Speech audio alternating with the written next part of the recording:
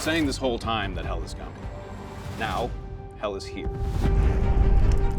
It's something that's always present in a Diablo title, and we wanted to make sure that for Diablo 4, returning to hell was a special moment. We referenced the endgame cinematic with Prava and Inarius taking the fight to hell at the end of the game. We really wanted to capture that experience, that sensation of battling throngs of demons in hell.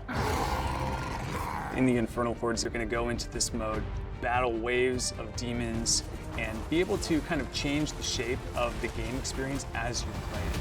Those of you who have joined us since base game and throughout the seasons will have noticed that we have this phenomenon in the world that's going on called hell tides. Some of you might have noticed that hell tides have been getting a lot worse lately.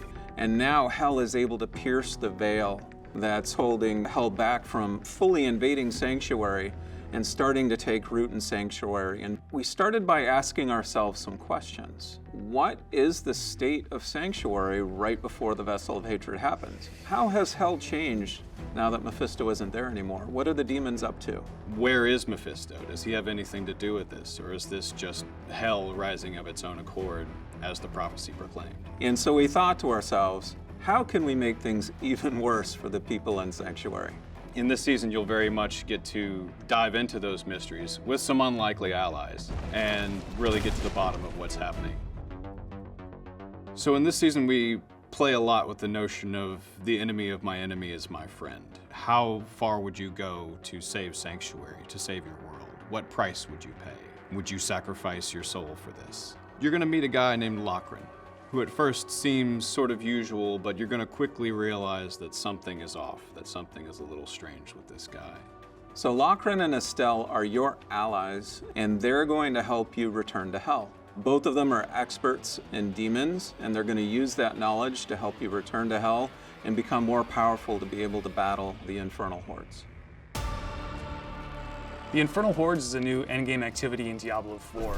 It's primarily a wave-based activity. You're going to be fighting wave after wave of demon forces in hell. So if any of you have ever played wave-based gameplay before, you'll know that things escalate. We've got meteor strikes and all sorts of things that try to keep you on your toes.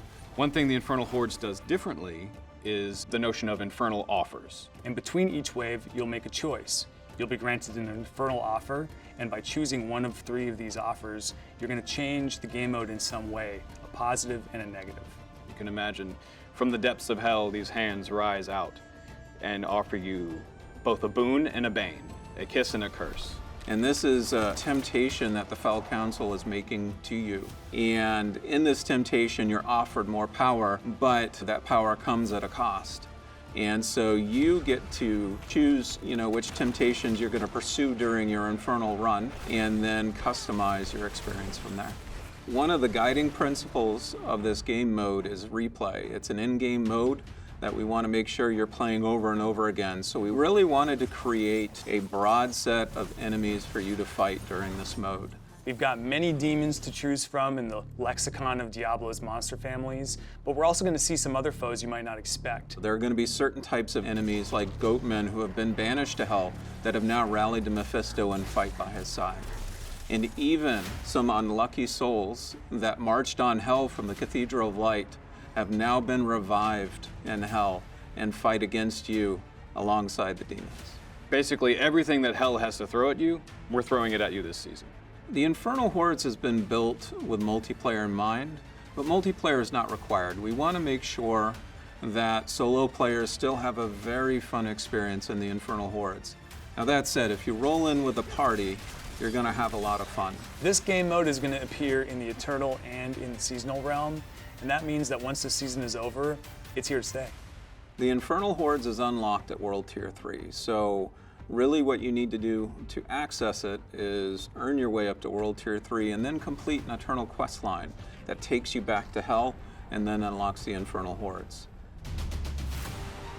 For World Tier 1 and 2 players, we've built out a seasonal progression that'll help them become more powerful in order to be able to confront the Infernal Hordes. First is you can earn reputation, and that reputation applies to a reputation track that earns lots of really cool rewards that'll make you more powerful as you progress onto World Tier 3.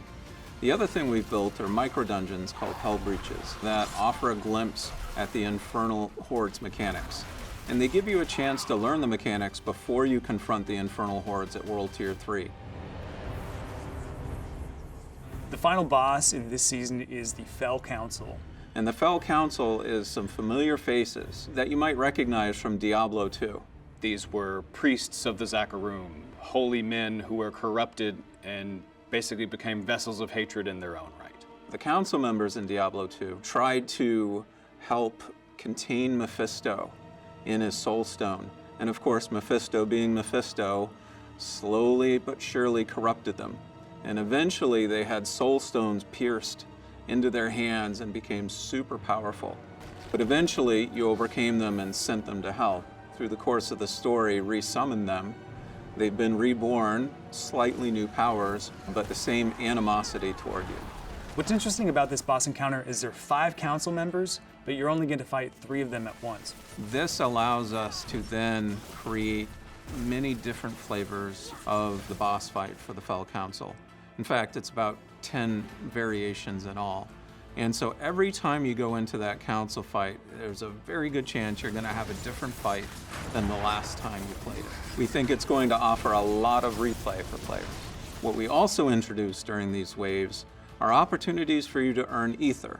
Burning ether is the resource that you gather during the Infernal Hordes that you can then spend at the end of the activity. There's going to be a fixed number of waves that you have to defeat, and once you've completed all those waves, then you'll face the Fell Council, defeat them, and collect your treasure. So upon defeating the Fell Council, the spoils of hell will spawn, and then you consume your burning ether and opening those chests. Now, the trick is, when you are playing through these waves, that's your opportunity to earn as much ether as you can. Different events are going to spawn all throughout the waves, around the periphery of the arena, and it's your job to try and defeat as many of those events as possible to try and gather up all the ether you can. Really skilled players are going to be able to really maximize that ether so they get the biggest payout possible at the end after defeating the Fell Council. So with this burning ether, you'll be able to get new uniques, you'll be able to get new legendaries, you'll be able to get rare materials, things you might have scoured the whole of Sanctuary for in previous seasons or in the base game, but now we offer it to you here, down in the depths of hell. A lot of these new uniques and legendaries really build on top of this idea that they've been forged in hell. And so they're going to have unique looks that you can then make into cosmetics to apply wherever you like. They can also have unique VFX and sound effects to really create the sense that they were forged in hell. One particular one that I enjoy using a lot are boots.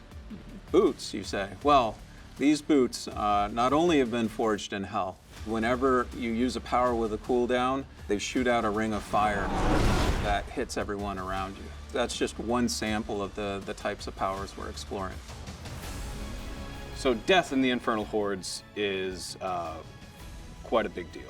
You're returning to the realm of hatred where Mephisto was born. Like, this has to be a big deal. In the Infernal Hordes, it's a lot like Nightmare Dungeons. You only get a fixed number of revives in order to be able to get to the end of your run. So at lower difficulties of the Infernal Hordes, you'll get a number of revives shared between your party, but at higher difficulty levels, the game is going to start taking away those revives, and that increases the stakes that you have. If you die too much, you'll be ejected from the mode. In the Infernal Hordes, we created a lot of new ways for monsters to ambush the players, and so I'm pretty stoked to see how our players respond to these. The seasonal quest line and the eternal quest line, they have lots of little surprises and twists and turns in them. And there's even some surprises we've buried deep within the Infernal Hordes that hopefully players will have a great time with.